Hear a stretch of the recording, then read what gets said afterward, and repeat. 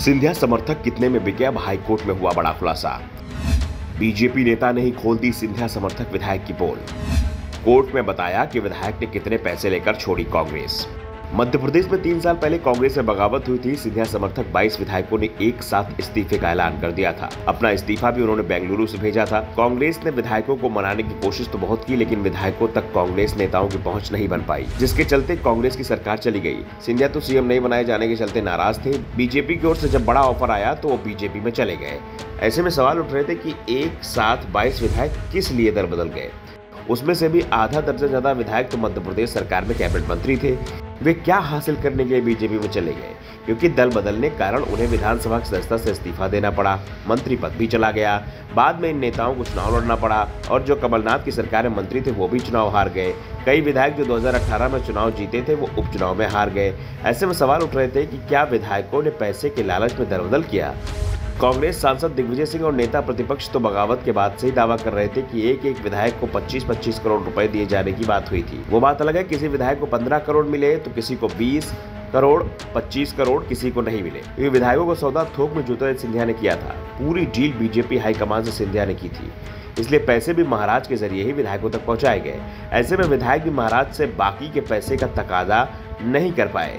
कांग्रेस नेता दावा कर रहे थे कि डील 25 करोड़ की थी, लेकिन अब कोर्ट में जो खुलासा हो रहा है उसमें साफ हो रहा है कि डील उससे कहीं बड़ी ज्यादा थी।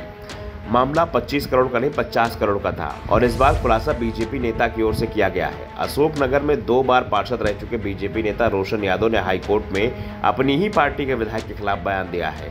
मध्य प्रदेश हाईकोर्ट के ग्वालियर बेंच में चुनाव याचिका पर सुनवाई के दौरान यादव ने कहा कि अशोकनगर विधायक जजपाल सिंह जज्जी ने 2018 के चुनाव जीतने के बाद 50 करोड़ लेकर विधायक पद से इस्तीफा दिया था।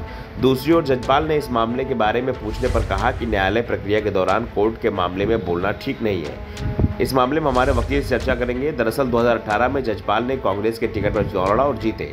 अनुसूचित जाति के लिए आरक्षित सीट पर उन्होंने भाजपा के लड्डू राम कोरी को शिकस्त दी थी। 2020 में वो कांग्रेस से भाजपा में आए और पार्टी के टिकट पर अशोकनगर चुनाव जीते।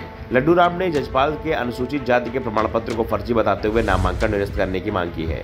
इसी मामले की सुनवाई चल रही है और इसी दौरान बीजेपी नेता रोशन यादव ने दावा किया कि दूसरा विधायकों को तो पता ही नहीं, लेकिन जजपाल सिंह ने 50 करोड़ रुपए कांग्रेस से इस्तीफा देने के लिए बदले थे। हालांकि उन्होंने इसे लेकर सफाई भी दी और कहा कि उनके पास इसका कोई पुख्ता प्रमाण नहीं है। सिर्फ इस बारे में उन्होंने कई लोगों से सुना है, वो सुनी सुनाई बात बता रहे हैं, लेकिन बात पुख्ता है कि सौदा तो हुआ था। दरअसल सिंधिया के बीजेपी में आने के चलते पार्टी के कई नेताओं को अपने राजनीतिक भविष्य की चिंता हो रही है।